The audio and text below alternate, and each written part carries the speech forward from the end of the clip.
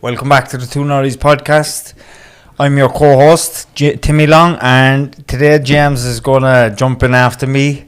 But today we have two special guests. We have Ger Kearney and Gary Wade. They have recently made a comedy about dyslexia, which is called Standing Up.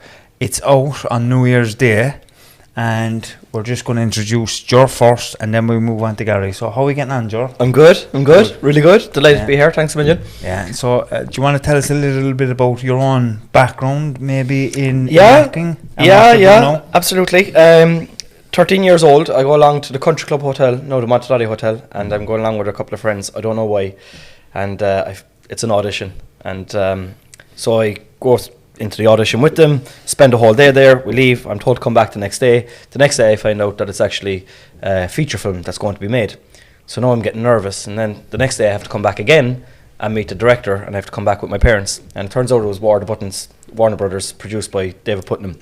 And so that I landed a part in that. I actually landed a part called Chick, which was a principal actor but a smaller part, and for some reason or another, whatever it might be, you know, aesthetics, in the sense that I might look like, they paired me up with Little Con as his big brother, which was a bigger part, so luckily for me. Good movie too. Yeah, do you know what? I still get messages today from randomers from Mexico or somewhere, and we're friends on Facebook just because they've reached out, and it's the innocence of it, like, do you know what? The crack and the mischief. But it's the Cork accents and the Cork young fellas, the cheekiness and the mischievousness. There's a bit of that, like, isn't it? There's a bit of kind of that, like, there's this fierce childhood kind of, you know, aura about it, like, you know, it just really brings, no matter what age you are, it kind of brings you back to being a child, I think, you know. Was that the first big Cork that was, was it? You're probably It's right. my memory. You're probably right. I can't think of, like, the field, but that would have been Sligo and up the country and Galway. There's not that many Cork movies though. The Wind Shakes the Barley, and I was in that as well, actually. But but yeah, there wasn't really. Angela's Ashes. Some of that was shot in Cork. Oh yeah, that's right. It was based in Limerick. in the Man that time. When they used to have their trailers up in the yard. Yeah. And my cousin, myself and Rowan's cousin Ryan, was a 5-year-old extra, and this is his claim to fame today, and he's about 30. So that's sad. That's sad. You might remember me from that's his story on his Ashes. I was the small, foxy, neglected kid. That's my hand. That's my hand. But anyway, that was my introduction to the whole world of.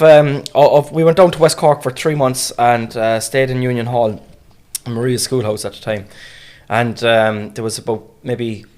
I think there was 17 or 18 principal actors that were staying in this one, chaperoned by 4 people, and that was it. That was my introduction to it. But it was left there. It was parked there, and I went back to school, and that was it. And I didn't really do any more acting. There was the casting directors, who was Hubbard Casting. They were a big casting agency now, but back then they were just after doing the Commitments. This is how they became hot. Ward Buttons, Angela's Ashes, and a few other things. They went on to do Lord of the Rings. They became international casting directors, like really world renowned. And but they you know, the only reason I got parts in I did a small part in Falling for a Dancer, which was with Colin Farrell as well, and that was just because of them. They invited me down to audition with the director, but I didn't pursue acting, is my point. And the only time I ever pursued acting, I think, was when I heard Ken Loach was in town and for The Wind That Shakes the Barley, and I just made a phone call to get an audition, and that was the only time that I kind of went to pursue it. And not the only time, that was my first time. Pursue it. I always wanted to be an actor. I just didn't really know how to become one. Did you have to go like to drama school, or was it just kind of a natural ability? I didn't. I imagine it would help greatly, like, you know. It but would help. It's quite a natural thing with you, isn't it? In the show what we did, Tom, Ger's dad, makes an appearance, and we had him on set. Brilliant. You didn't have to tell him anything. Tom, some people have a natural. Go over there, say this, and walk back that way. You know? Yeah, I imagine. Like, even in Standing Up, I mean, there's people who acted for the first time in it, and they're just what are you pointing me for? Brilliant. What's Standing Up about? Well, I let Gary take the reins on that, because Gary kind of gave birth to it, really. So jump in, Gary, and give us a little bit about yourself and how you got into this whole area. I'll give you the backstory to how the whole thing came about, if that's okay. I was teaching above in Limerick. It's about 2005. It's a long time ago. And I was walking out through the courtyard in University Limerick, and I saw a sign outside a college bar saying open mic comedy night. And when I saw it, I was like, oh Jesus, I'd love to do that. But I was afraid. It was exciting, but I was afraid at the same time, you know, that kind of way. And I was only saying it to Ger last night, just walking home, I chickened out, and then walking home, I just said, God, imagine if you were this character who was, if you were gifted at comedy, but you had massive anxiety. And then that kind of character just became very real in my head very quickly. I named him Barry Collin on the show. The following day I was writing it, and I called it Standing Up. And then for a few years, it was always in my head. I was writing a bit. We shot a bit of a pre-pilot, but it was only okay because my writing wasn't good enough at the time. I was kind of, I suppose it's experience, isn't it? I hadn't had enough trial and error and all that of writing things. And then a few other people got involved. They were great. But I was like I used to get in a lot of trouble at school because I daydream, and I drift off into these little scenarios, and it's mad. You get in trouble for those things, and then you could ultimately end up making a career out of it in later life. But so I was always kind of hanging out with this character in my head, but I couldn't figure out what was wrong with him. That probably sounds a little strange, but I couldn't figure out, why is he so anxious? What's wrong with him all the time? And then I started just observing my students above in Limerick. Are you teaching in a university? Yeah. So at that time I was teaching economics in University Limerick, yeah. And I've been teaching everywhere else since and so on. But I just started observing my students, and I just leave my guard down around them. And they'd I don't know, I think I was quite approachable. So after class they'd speak to you, and they'd be just talking about dyslexia, anxiety. Dyslexia, anxiety was everywhere. And then it just came to me one day, oh my God, Barry Collin's a genius, but he can't read. Yeah. And I said, what a place to start for a character. And I had met Ger in the pre-pilot phase, and he had acted in it, and I thought he was remarkable. And I didn't think, and he is remarkable, and he's quite humble now when he speaks about his beginnings in acting. And I was thinking, oh my God, what I could do with him and his ability if I was able to write it the best way. And I set about writing it the best way. Like, I mean, I'll never forget when he walked into the room first. As I say, I'd been living with this character in my head for years.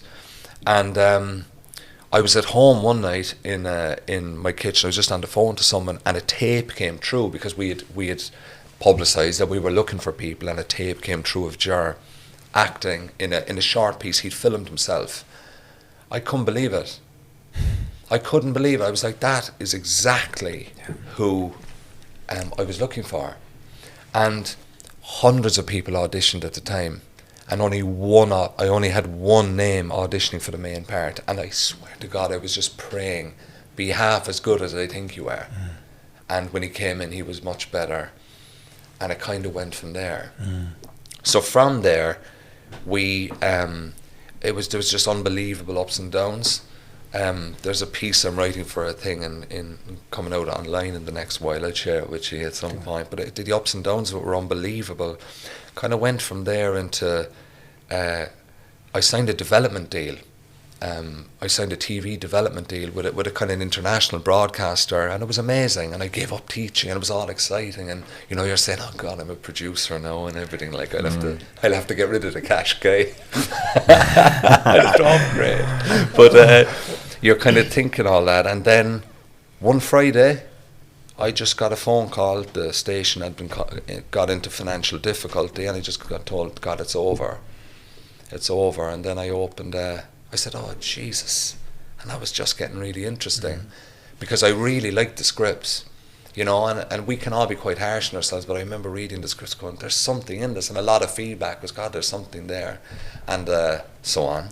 So I opened then the Cork School of Economics, went back teaching, and I said, "Oh, we'll do that now, it's fine," but I couldn't get away from it. It was always in my head. So I said, what we're going to do is we're going to film Standing Up independently, and we're going to take it to Cannes, That's what we decided. So a couple of people got involved, Brian Hurley, Dave O'Callaghan, Rob Hayland, who's a BAFTA winning writer, he was involved as well, and I was really kind of flattered that he thought we were worth pursuing, getting involved with, you know. Mm.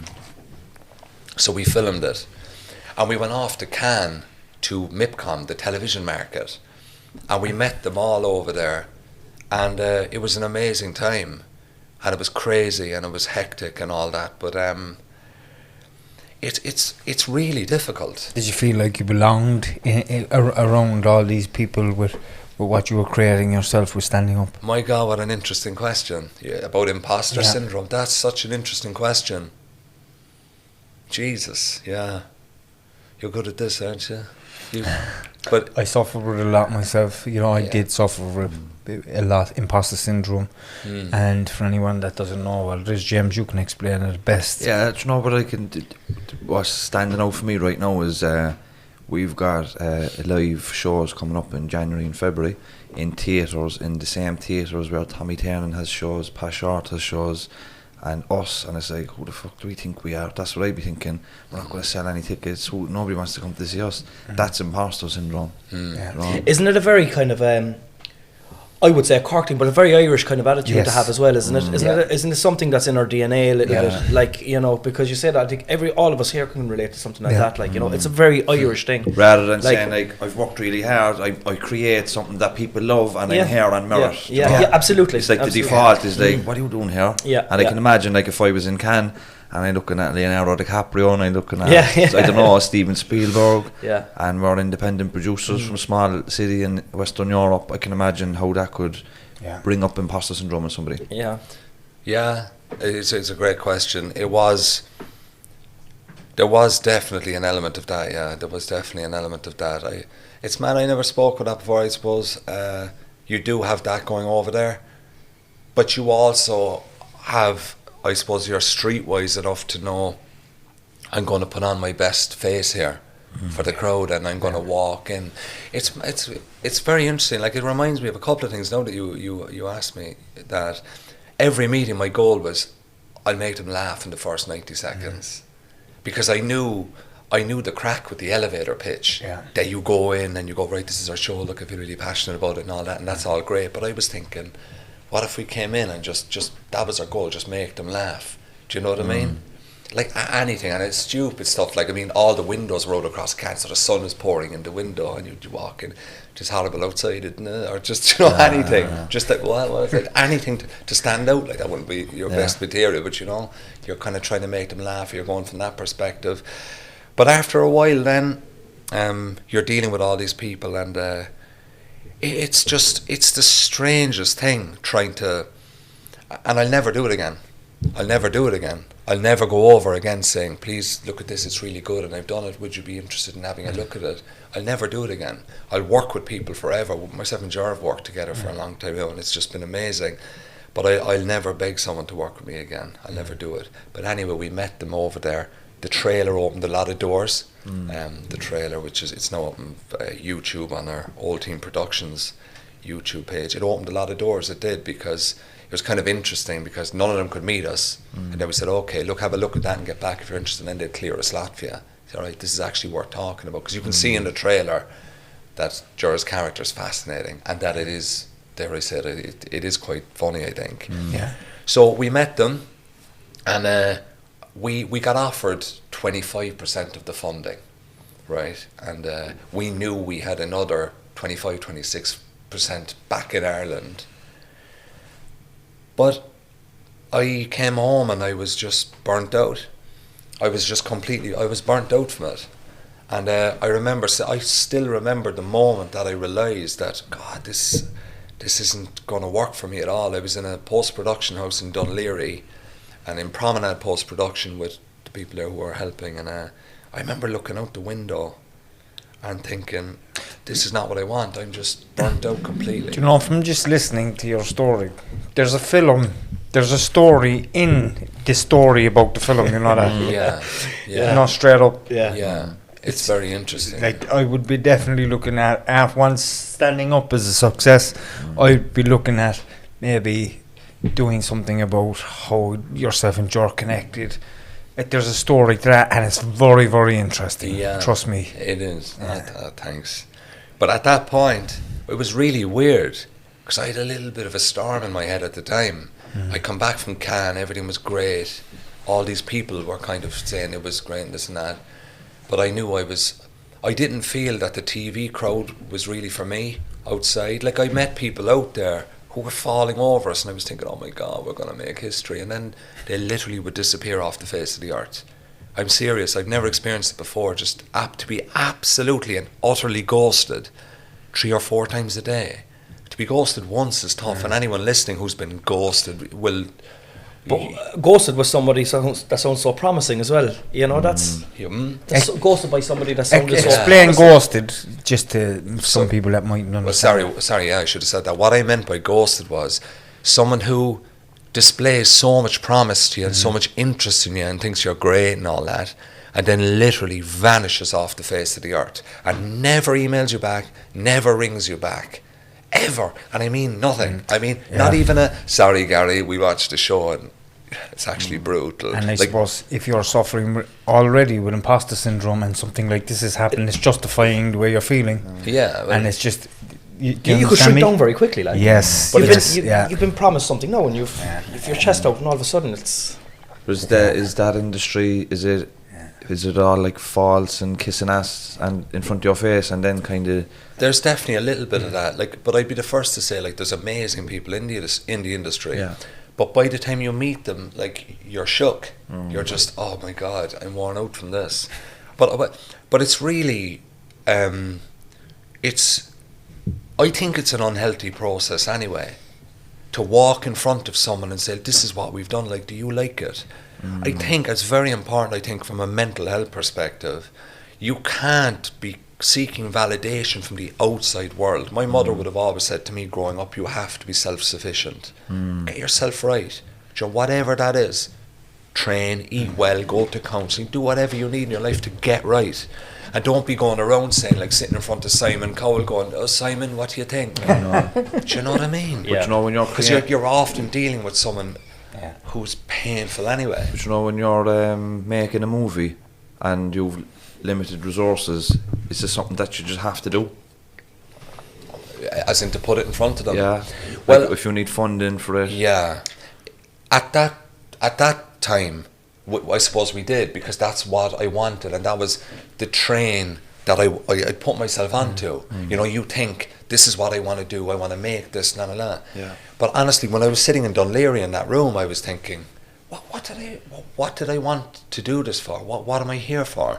And what I realised in that point was that I just love creative things, and I love making them, and that I have no interest in money, and I have no interest in fame. It was just the thing. It was the world I had in my head. Like when I was younger, you felt saying, God, you're a spacer. But the worlds have become very real in my head. And I just wanted to present them. And I knew once I met Ger, oh my God, that was the link. Because without Barry, I'd nothing. Without Ger, nothing would happen. We wouldn't be sat here. Nothing would have happened. So then I left Dunleary. And then there was all the talk. And I genuinely felt I was leaving a lot of people down. From Ger to all the cast and all the people involved.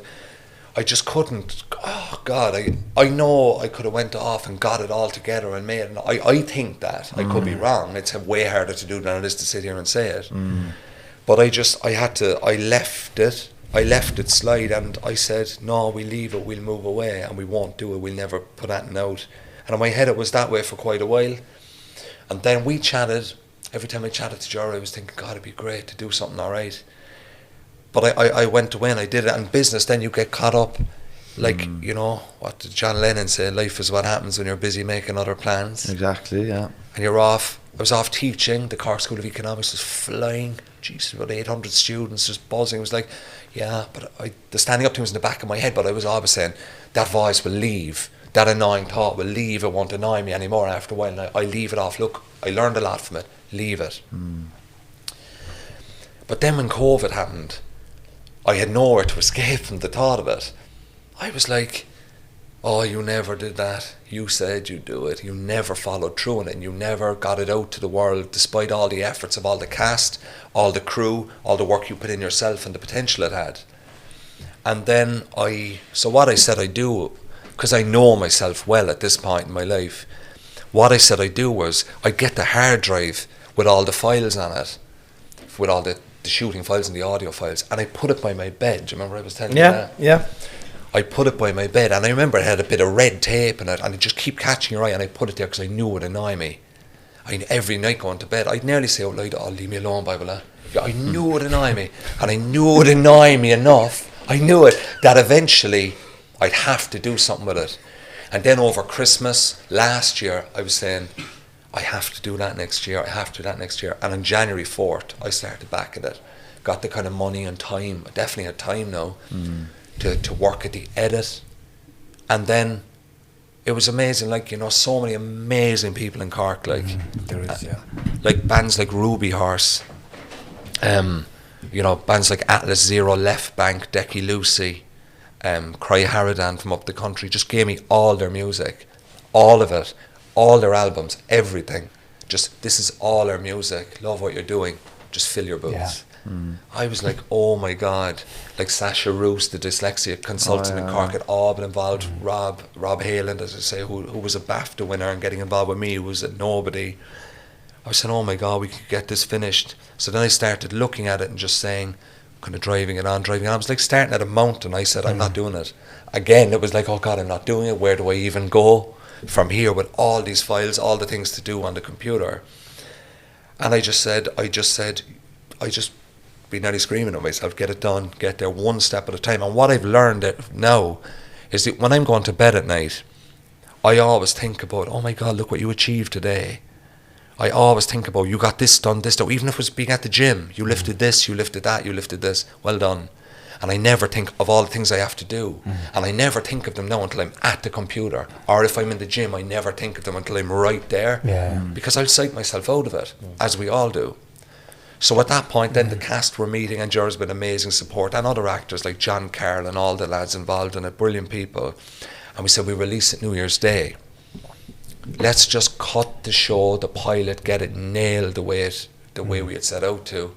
Cut it into one special, use all the great music, use all the great performances, cut it into one 35-minute special, in a full story arc, put it out New Year's Day, and that focuses on dyslexia and anxiety, put it out to the world, and let it become part of kind of finished business rather than unfinished business. So, Ger, you play the main part. Yeah.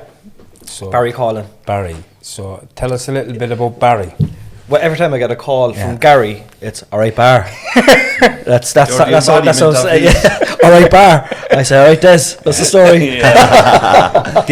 Did you know anything about people with dyslexia? Just a little bit. I would consider myself to be mildly dyslexic. Okay. My sister is dyslexic, but I think that for someone with dyslexia, we're probably in better times than we were before.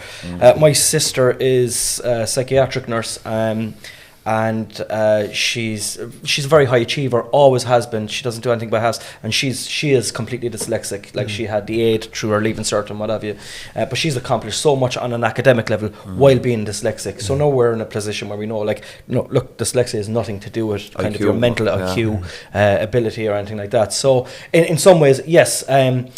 Luckily, like my one of my other passions in life is magic. I love magic, but like magic is actually, I think, a good thing for someone that is dyslexic or mildly dyslexic, because if I'm ever, I would initially learn from books, and if you have to learn magic from a book, you have to break it into tiny segments anyway.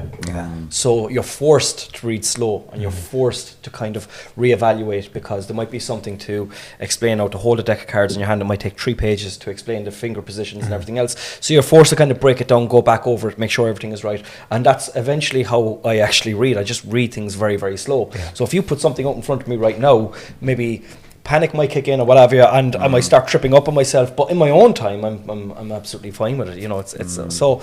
And to answer shortly, little bits, I would like, but never had, you know, I never had it evaluated officially or what have you. But like there are other members of my family who would consider themselves very dyslexic as well. And he had a fantastic lady as well working with you, Sasha, who's she's basically an expert in people with dyslexic learning differences and stuff like that. And she's helped me massively, and she's been on and she's helped an awful lot of people because we got some fantastic feedback about it. But she also helped you an awful lot as well to understand it, didn't she, Gary? Brilliant to me. Yeah. It's so Sasha's at www.dyslexiasupport.ie. Every time I speak, I give Sasha a mention because Sasha was a stranger to me when they started. I just emailed her and I just said, this is who I am and this is what we're trying to do. And that was it. Yeah.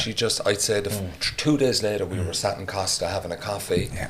And she just she just had an eye on the whole project. I didn't write a single thing on dyslexia without running it by her, and just the education she gave me on it. Do you know the amount of people who are dyslexic and how they think and how they're often so creative and so intelligent. And this is where it's mad. I can even feel it now as I'm talking about it. I just used to visualize the kind of prison cell that it was for a young person who's dyslexic. And you know, when you become a parent, and I have one son, Kyron. Hello, Kyron, if you're listening. Great name. But I placed myself, God, if that was my son who was dyslexic in the classroom, and I just placed myself in the prison cell of being in the seat and the teacher walking to the blackboard and that panic and fear. Like I remember talking to a cousin of mine who was saying that I was saying this to you on the phone the other night, that the teacher would have a full blackboard of writing and he'd say, they'd all be taking it down and he'd say, are you all done? And they'd all go, yeah, and my cousin would go, yeah, and he'd have maybe 3 words on the page. And that's panic, and that's repeated panic, and it's repeated anxiety. And I thought, oh my God, what a place to exist. And also then, I'd say it becomes huge for people when it becomes this big secret. Like, I don't know what I would do if I was in school. I had this real sneaky suspicion that, say if you were Barry Collin, you had this sneaky suspicion that you're a genius. And then every test score tells you that you're stupid. That's dangerous because that skews with all your beliefs and your self-interpretations. And it's mad. As Sasha used to talk to me about it, I couldn't imagine what that was like. And then Sasha would introduce me to all of the people she would work with, all the young people. Oh, I'm telling you, you'd nearly be in tears talking to them, you know. It's great that you're bringing something like dyslexia to the forefront as well. Yeah. And making a film about it really helps people to understand it, particularly people that might be dyslexic, because the last thing they want to do is read a book because they get anxious, like myself. So if they see a film and it's about comedy, which may be funny, and they're learning also about dyslexia, it's fantastic. It's a great idea. Yeah.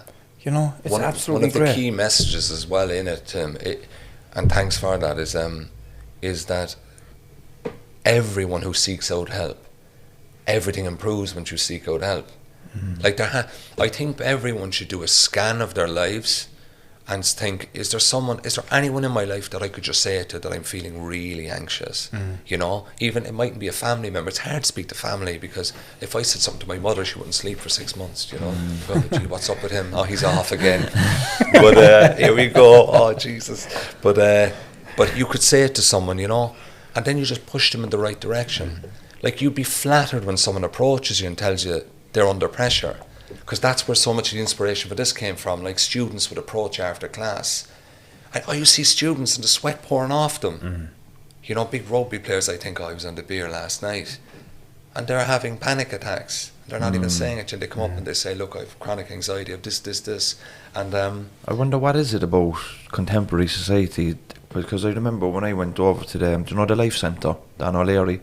It's a school, it's an alternative, it's an informal education institution for... Where's that, James? It's up in between Sunday as well on Blarney Street. Cool. But it's for people that left school, secondary school age, but they're taught kind of one-to-one and in a kind of a non-formal setting. But when I was going up there as a student on placement and as a volunteer, I was thinking, like, there won't be a load of delinquents now that got thrown out of school.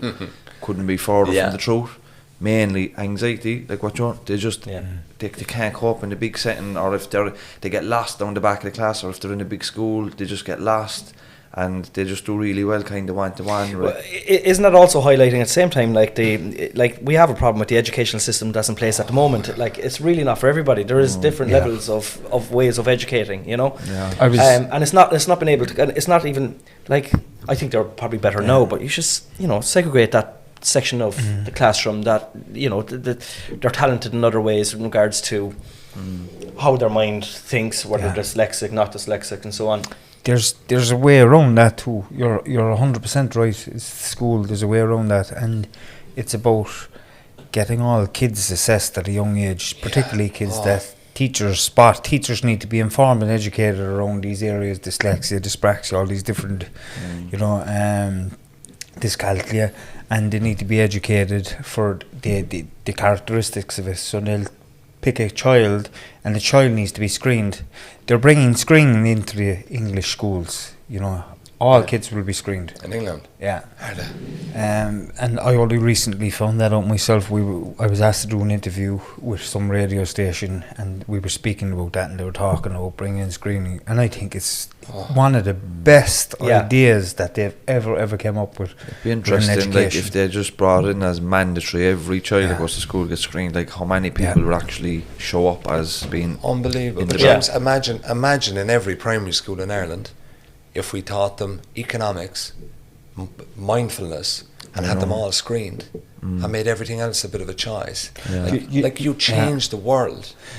Irish gives kids with dyslexia and other languages massive anxiety. Massive. Now, I used to get anxiety over English. Never mind Irish. And that's the truth of it, But when you're from Hollyhill, English is a second language, isn't it?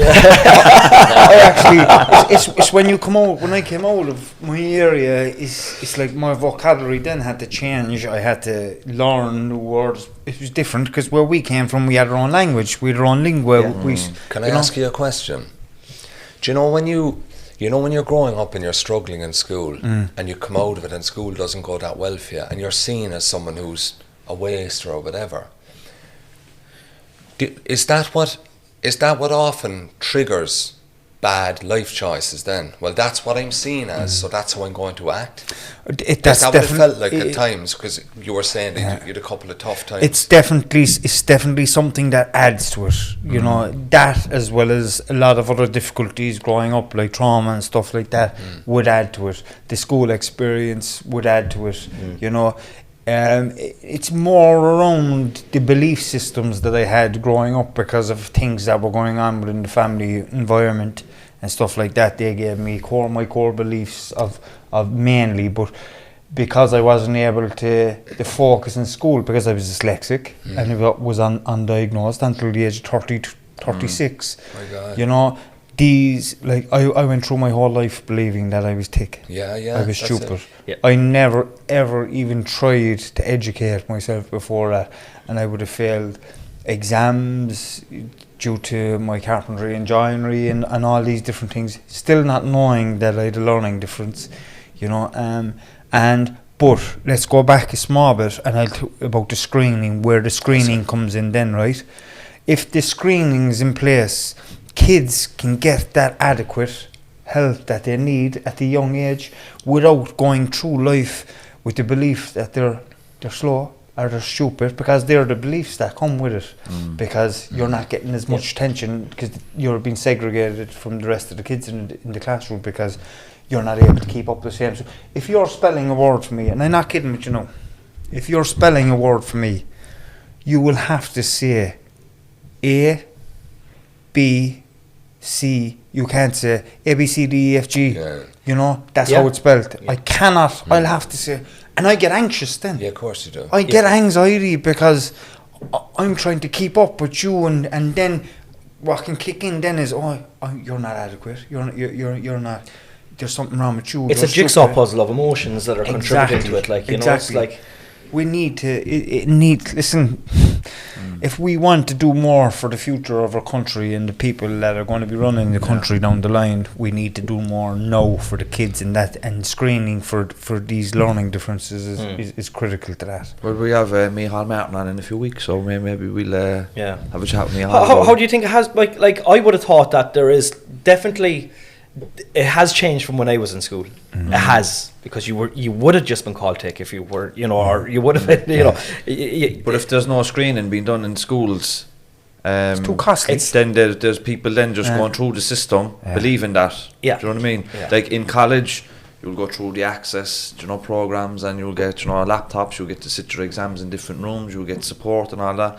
But in schools, and not all schools are the same. Do you know what I mean? Yeah, of course. It's dependent on the principal. The schools have autonomy. Do you know what I mean? But and what you're talking about is early intervention as well. It's not just wait until you early get to intervention 6. is the key. So then when somebody's going through primary school, they're aware of it, they have the support, so then they're not, by the time they hit their teens, they don't have those inner core beliefs like what you spoke about. I'm thick, they're not. It's like, I'm not thick, I'm so intelligent, I just fucking find it hard to do this. But keep back on. Go on. So no, go on. I was just about to bring back to the movie, because we're trying to solve the world's problems. But before we go back to the movie, New Year's Day, by the way, YouTube. But Isn't that New Year's Day today? No. Oh, it is. Happy New Year. That was an inside joke there, now, because that doesn't make sense to anybody else. But is there anything in society worse than being seen as stupid? Because if you're seen as stupid in society, no one treats you with respect. No one, because he's stupid. As Gary there, he's stupid. He's stupid. You're never respected. Like, I always remember growing up in Douglas, and you're in the bar and you're giving your opinion. No one cares. Yeah. Oh, Gary, shut up. Yes, you're the first Douglas person we've had on. Really? Yeah. Okay, that's what. But you're that's right. exciting for me. And you internalise that then, but that can affect you in when other areas of your life. Yeah, exactly. The point. What was I trying to? Oh yeah. So when you're in the bar, you're saying to say, "Oh, Gary, or whatever going on." But it's mad. When I got a job in a college, all of a sudden when I'd say something in the bar, they just listen. I said, he teaches in a college. Does he? He's worked on. And I'd be like, I'm the same clown I was. I was the same clown I was a month ago. What he thought about. But I can't imagine what it would be like to be just treated like an idiot, and particularly when so many dyslexic people are capable of massive things. I was talking to Stan Knott this morning, and he was saying he reckons, he was reading something that was saying approximately 60% of entrepreneurs are dyslexic. It's unbelievable, like. So, like, you know what I mean? So they have that creative side of there. But the movie is out on New Year's Day, which is, this podcast will go on New Year's Day. Yeah. So hopefully we can divert some traffic towards where can people access it? So where you'll see this is on our YouTube page, Old Team Productions. It'll go out at 3:00. Brilliant. And it'll be spread across, Facebook in particular. The trailer's doing the rounds on WhatsApp as well. Brilliant. What's the storyline of it again? Give us a quick one on the Colin, it's a storyline. pure Cork City now, man, because it's Cockland outside Cork City, isn't it? Yeah. Well, the story is the main character, played by Ger, Barry Collin, he's a genius, and he's dyslexic, and he can't read, and he wants to be a stand-up comedian, and he wants to write comedy, but he suffers from chronic anxiety. He has a best friend who's played by me, who isn't short of confidence. Let's put it that way. And he's bouncing around the place, and Barry is the complete opposite. Like, my character would just hop up on stage and give it a second thought on it, and be off, like. But Barry is, high intellect. He's a higher intellect than my character, and he suffers from overthinking and anxiety, and he fears the stage, but he would love to do it because it's his dream, and our dreams often kind of scare us. And it kind of goes from that, really. My character is trying to push him forward, maybe for his own gains, and so on.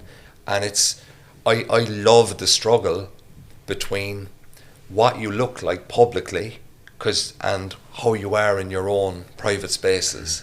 Like, you're out in the bar with the lads. Barry is the character, is very popular, looks great, like, hanging out with all this. But back in his own bedroom and back in his own house, that's when the wheels start turning, and they're not always making positive noises. And he goes to some very dark places in his head, but he seeks out help, and things start to turn a little. Brilliant. That sounds good. Sounds very interesting. But there's also sublines there as well. Like, it is a story about friendship as well between like you know, Barry and Desi are tight. Like there's a sense of like that Desi is the. He said like Desi, you know, for his own game wants Barry to get up on stage, but really Desi's probably the only one that ever understands him. Really, like knows exactly what Barry's going on, but it's almost unspoken between the two of them. Yeah. So there is a sense of real friendship. Do you know what I mean? There is a sense of real friendship. So there's a couple of things there that everybody can pull from. And like, you don't need to be dyslexic to enjoy the show. Like, you know, it's comedy. Like. It's a great comedy drama. Yeah, absolutely. Yeah. Comedy drama. But I think as well, I think a huge thing in life is I've definitely been guilty of this growing up and stuff. You assume everyone has the same perspective as you. You know, and like, you don't know where they are in their head that day. Like, my character looks at Barry, says, you know, obviously knows you're talented, I've seen stuff you've written, and you know, you could do it, and just go up on stage, but what's the problem? Like, yeah, the gig is only 20 minutes, and in the show the gig's only 20 minutes. You know, Desi would talk in 20 minutes before he go up there, do you know? Yeah. But it's different for other people, and people have other fears and other things. Some things terrify some people, and other people don't even give them a second thought. And it's about understanding and learning that as well. And my character learns a lot in the show about it through his own mistakes, really. Brilliant. Best of luck with it. Best of luck with the million. line. I'm sure it's going to be fantastic. Yeah. I'm sure it's going to be great. Yeah. Great way to kick off 2022 for you. Yeah, on the first day of the year. And I'd just like to say thanks so much for having us on. Pleasure. It's really, all the support around Cork has been really it's been really touching, like. And just to thank a few people, if that's okay. Go for it. Like Ernest Cantillon inside in Electric. I know Ernest. And Sober, great guy. We shot Sober Lane. We shot inside there for a number of days. Shot inside Collins Bar. That's where Rowan's local. Yeah, one of our own. Full circle here. But Ger Kearney in there was just brilliant to us. We shot. You didn't shit in Collins, did you? That's another one for the blooper. But didn't think we could say that in this podcast. Yeah. It was all going well till the end, wasn't it? And Gary let himself down again. But we shot loads of it in Lee Valley Golf and Country Club, and Dave Johan let us shoot out so much there. What else did I say about it? Carl O'Reilly from Red Rock is in it. Pascal Scott, who's one of Cork's best known faces, is in it. John Carl, brilliant, you know, first venture out into the acting world. Niamh Dwyer, Niamh Collin, all these people. John Ryan Howard, great Cork actor, and they're all involved in it. And it's been just I really want to mention them because they did so much for me in the project. I'll never forget it, honestly. It was a complete gamble, the whole thing, from the off. You know, you got money together, God, we're going to make a movie. You're going to, why aren't you a teacher? Yeah, but I'd like to do this. And if people don't believe in you, you can do nothing. You can do nothing. Even the launch of this trailer, it's gone around Cork, but if the people around me didn't have some belief in me, I would have done nothing. It would have just been embarrassing. Yeah. And I can't wait for the world to see it on New Year's Day because I'm so happy with how it turned out. Brilliant, I'm delighted. And maybe down the line we might do Timmy and James, an Artside story. Yeah, there you go. You're writing that as we speak. You have to get on to Colin Farrell to play me anyway. Yeah, Timmy, who's going to play you then? Ash up. Thanks, lads. Oh, brilliant. Only joking, Pat. Only joking. Joe will play me. Yeah, hey, there you go. I'll have to plan a bit of muscle. Happy New Year, everybody. And God bless. Thanks for having us in on New Year's Day again. Thanks so much. Thanks, lads. Cheers. Bye-bye.